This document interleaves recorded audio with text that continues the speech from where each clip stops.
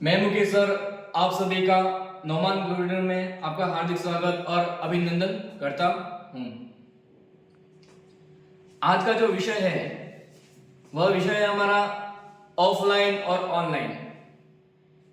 क्या करें, ऑफलाइन अपन स्टडी करें या ऑनलाइन स्टडी करें, क्या बेहतर हो सकता है। तो मैंने यहाँ पे कुछ पॉइंट लिखे हैं। ये जो कलर से लिखे हैं वो अपने ऑफलाइन के हैं और ये जो कलर से लिखे रेड कलर से अपने वो ऑनलाइन के बिंदु हैं। तो एक एक बिंदु को अपन समझेंगे, ऑफलाइन में क्या विशेषता है और अपने ऑनलाइन में क्या विशेषता है। ऑफलाइन में ये रहता है कि अपन ऑफलाइन जो स्टूडेंट पढ़ते हैं उनमें क्या होता है, अंतरक्रिया होती है। अंतरक्रिया मतलब शिक्षक और शिष्य के बीच में क्या होती है, अपन विचार विमर्श कर सकते हैं, तर्क वितर्क कर सकते हैं। इसके बाद अपन ऑनलाइन पढ़ते हैं तो इसमें अंतरक्रिया का अभाव होता है। अपन कमेंट भी करते हैं तो तुरंत जवाब नहीं मिल पाता है, इसलिए अंतरक्रिया का यहाँ पर अभाव देखने को मिलता है ऑनलाइन में। अगला बिंदु अपन देखें तो यहाँ पे पूर्ण अनुशासन देखने को मिलता है। सही बात है, अनुशासन देखने को मिलेगा ही सही, आप उठ के नहीं जा सकते हो।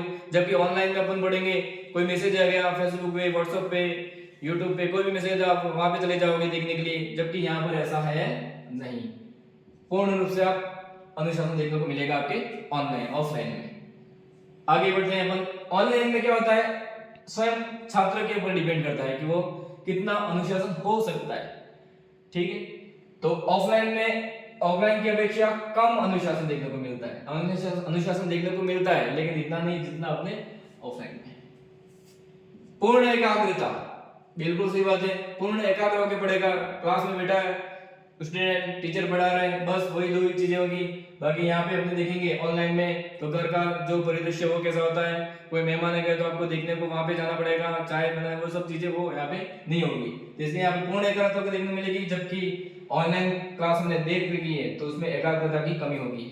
बिल्कुल सही बात है। आगे बढ़ते हैं अपन। कंपटीशन देखने को मिलता है, मतलब कैसे, जैसे कि क्लास है तो क्लास में अपन देखेंगे स्टूडेंट बहुत रहेंगे तो उसमें अपन टीचर जो है क्वेश्चन पूछेंगे, यदि आपको नहीं तो आपको गिल्टी फील होगा। तो इस तरफ से अपन कंपटीशन देखने को मिलते हैं, जबकि अपन ऑनलाइन में ऐसी कुछ चीज होती नहीं है, तुरंत जवाब मिलेगा। यूं ऑफलाइन में ये विशेषता है। आगे की बढ़े, प्रत्यक्ष विधि मतलब बिल्कुल सामने बैठेंगे स्टूडेंट और टीचर। तर्क विधि अपन क्या कर पाएंगे, ऑफलाइन में अपन तर्क वितर्क कर पाएंगे। आगमन विधि मतलब उदाहरण से नियम की ओर पढ़ेंगे। निगमन विधि मतलब नियम से उदाहरण की ओर पढ़ेंगे। लगभग जितनी भी विधियां हैं उन विधियों का प्रयोग करके अपन क्या करेंगे, अध्ययन अध्यापन करवाएंगे। तो ये विशेषता है अपने ऑफलाइन की। अब इसमें क्या है, ऑनलाइन उपयुक्त विधि नहीं है, क्लास पर निर्भर हो जाता है। बिल्कुल सही बात है कि जो टीचर पढ़ा रहा है, ये हमने क्लास देखी तो इस जो भी पॉइंट है सिंधु घाटी सभ्यता के जो भी पॉइंट लिखे वही पढ़ेगा बच्चा, एक्स्ट्रा पढ़ेगा नहीं। जबकि ऑफलाइन में चीज ये रहती है कि वो जो भी सर बताते हैं वो तो पढ़ाएंगे, बाकी सर एक्स्ट्रा भी बताएंगे, ये चीज पढ़नी है, ये पुस्तक पढ़नी है, और ये भी चीज होती है। तो क्लास पर निर्भर हो जाता है पूरी, यूट्यूब पे ऑनलाइन जो भी क्लास है वो तो उसमें निर्भर हो जाता है। जबकि यहाँ पर आत्मनिर्भर बनने को होगा, यहाँ पे आत्मनिर्भर बनेगा इसमें ऑफलाइन में।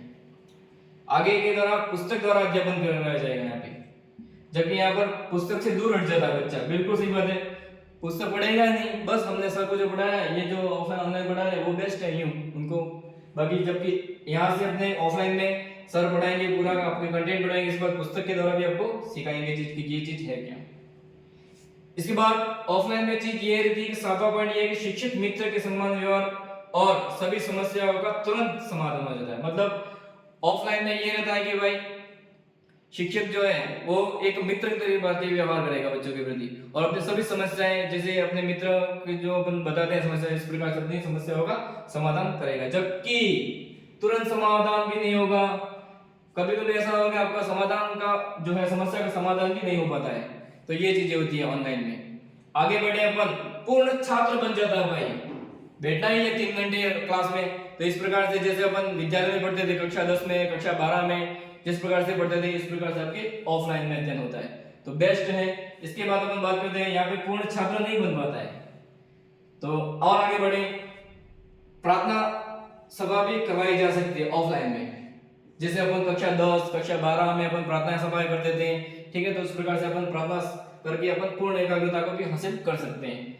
संस्कृति को भी सीखता है ऑफलाइन में, जबकि यहाँ पर ऐसी चीज होती है नहीं। अब बात यह है कि ये तो मैंने बता दिया कि ऑफलाइन और ऑनलाइन। एक इंपॉर्टेंट बात ये है कि नए जो छात्र स्टूडेंट जो कक्षा 10 पास करके आए हैं, कक्षा 12 पास करके आए हैं, तो उनको अनिवार्य रूप से ऑफलाइन ही जाना चाहिए। और जो कंस्ट्रक्शन नहीं कर पाते हैं पुराने विद्यार्थी भी जो हैं, उनको भी ऑफलाइन ही मैं सलाह देता हूँ कि वो भी क्या करें, ऑफलाइन ही पढ़े। तो इस प्रकार से ये हमारे पॉइंट है, और हम हमारे जो शिक्षक हैं, हमारे जो सर हैं, उनसे भी अपन डिस्कस कर लेते हैं कि उनकी क्या राय है। तो सर आइए। तो और आपने बहुत अच्छी तरह से समझाया है कि ऑनलाइन कोचिंग लेनी चाहिए या ऑफलाइन कोचिंग लेनी चाहिए।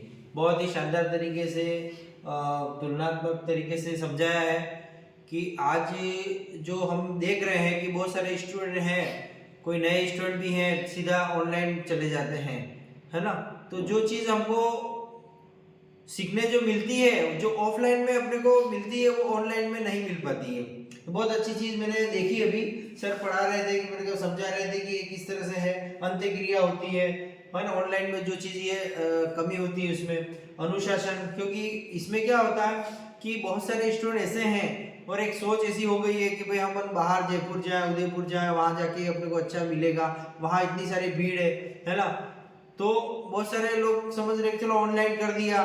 तो ऑनलाइन में क्या होता है, ऑनलाइन में इसको कोई अनुशासन नहीं मिलता है। दूसरी चीज़ क्या है कि वहाँ पर अपना हर ऑफलाइन में तो क्या होता है कि हर स्टूडेंट पे ध्यान दिया जाता है, टीचर हर स्टूडेंट पे ध्यान देता है कि कमज़ोर है तो उसको और थोड़ा सा एक्स्ट्रा समय दे पाते हैं, जो ऑनलाइन में नहीं हो दे पाते। वो तो फिक्स रहता है कि भाई इतना ही सिलेबस है, जो चैप्टर है वही पढ़े जाते हैं।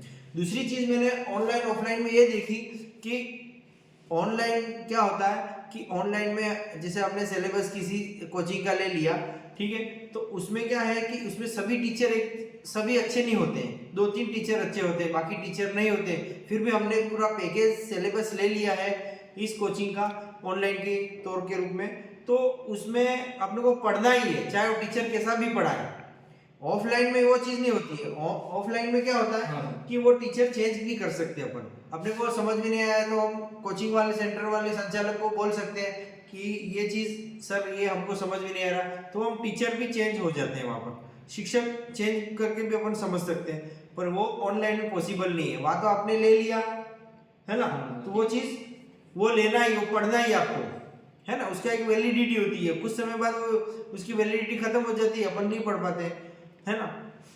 और एक अच्छी चीज़ देखी कि पुस्तक द्वारा अध्यापन करवाया जाता है, वो जो इसमें ऑनलाइन में नहीं होता। ये भी एक अच्छी चीज़ है ना। हम पुस्तकों से दूर हो रहे हैं, है ना, ये चीज़ होती है। शिक्षक मित्र के समान हमको व्यवहार भी मिलता है ना। और यहाँ पर पुस्तक से तुरंत समाधान हमको नहीं मिल पाता है। तो बहुत अच्छी चीज़ दी है। और साथ में बहुत अच्छी चीज़ ये है कि कंपटीशन की अपने को देखने मिलता है, क्योंकि अपने साथ में जो कोचिंग में रोज आ रहे हैं बच्चे, तो ये अच्छे नंबर ला रहा है तो ये हम क्यों नहीं ला रहे, उससे अपन को एक कंपटीशन की भावना जागृत होती है ना। तो बहुत अच्छी बात बताई आपने कि ऑनलाइन और ऑफलाइन। और मेरी तो यही राय है कि जो बच्चे 12 पास करके आए हैं या कोई और है, तो मैं तो यही राय दूंगा कि भाई ऑफलाइन कोचिंग करें, और अपने घर के पास में कहाँ कोचिंग चल रही है वहाँ पर लें, है ना। घर पे रहते हुए भी अपन कोचिंग कर सकते हैं। फिर आप लाइब्रेरी, कोई बहुत सारे बच्चे लाइब्रेरी कर रहे हैं, अच्छी बात है, आप लाइब्रेरी भी करो और ऑफलाइन कोचिंग भी करते रहो, दोनों चीज़ भी कर सकते हो, बहुत अच्छा चीज़ है। और बाकी तो ये तो क्या है कि ऑनलाइन का तो जो दौर कहाँ से शुरू हुआ है ना, ऑनलाइन का जो दौर शुरू हुआ वो तो अपने कोरोना काल से, लॉकडाउन से हुआ है ना, जहाँ से अपन नहीं जा पाते थे वहाँ के लिए था, है ना। पर हम ऐसे इस माहौल ऐसा बना दिया है कि हमको अभी भी लॉकडाउन के बाद भी अपने को ऑनलाइन करना चाहिए। पर मेरा तो राय यही है कि आप तो ऑफलाइन करो, जहाँ पर अपनी क्यूरी है, किस चैप्टर में है, अपने टीचरों से पूछो, उससे डिस्कस करो, है ना, ये रहता है। बाकी तो आप बताएं सर। ठीक है सर, तो आप ये कहना चाह रहे हैं सर ऑफलाइन बेस्ट है ये? हाँ, मेरे हिसाब से ऑनलाइन ऑफलाइन बेस्ट रहेगा। है ना। क्योंकि एक तो आपने एक ये भी चीज बताई थी कि जैसे कि पढ़ते हुए भी जब कभी कोई मैसेज आ गया, है ना, या हम कुछ ये रहता ही है अपन एक अपनी जो फितरत होती है इंसान की कि भाई अपन थोड़ा पढ़ा और फिर हम पढ़ते हुए चलो थोड़ा सा अरे यार बोर हो रहे हैं तो कुछ और सोशल मीडिया का कोई प्लेटफॉर्म उस पर अपन कोई मैसेज वगैरह देख लिया, व्हाट्सअप देख लिया, है ना, या कोई सॉन्ग सुन लिया, तो वो क्या उसमें ध्यान उसमें चला जाता है, फिर वो वही कर रहे हैं। नहीं, यहाँ पर क्या होता है ऑफलाइन में क्यों टीचर बराबर उसको ध्यान दे पाते हैं कि टीचर के साथ अपन उठ नहीं पाते हैं, है ना, हम लोग को पढ़ना ही है, वो क्लास अटेंड करनी है, ये फायदा है। हाँ, तो आप ये कहना चाह रहे हैं कि आप सिटिंग लेवल जम जाता है सर, ये कहना चाहता हूँ। हाँ, परीक्षा में अपन 3 घंटे बैठे वो अपने कंटिन्यू नहीं हो सकती है, 3 घंटे यहाँ पे बैठेंगे तो वो भी चीज हो जाएगी। हाँ, वो चीज हो जाती है। और उसमें क्या होता है वीकली टेस्ट भी होते होंगे ऑफलाइन में, है ना, तो वो भी बेनिफिट मिलता है ताकि उसी बहाने बच्चे तैयारी कर पाए, है ना।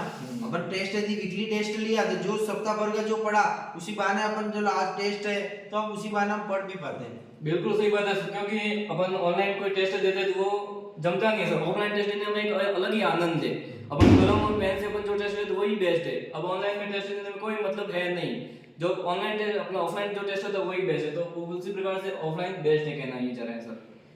तो यही कहना चाह रहा हूँ कि ऑफलाइन बेस्ट है ऑनलाइन की अपेक्षा।